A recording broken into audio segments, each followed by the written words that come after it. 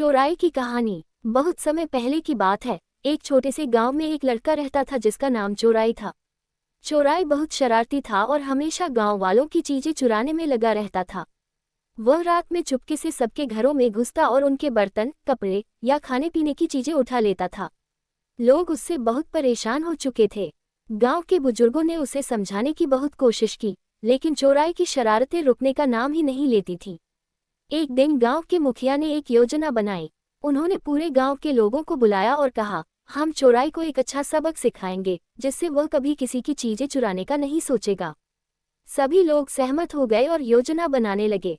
रात में जब चोराई हमेशा की तरह चुपके से एक घर में घुसा, तो उसने देखा कि वहां एक चमकदार टोपी रखी हुई है। चोराई को ये टोपी बहुत पसंद आई और उसने तुरंत उसे पहन लिया।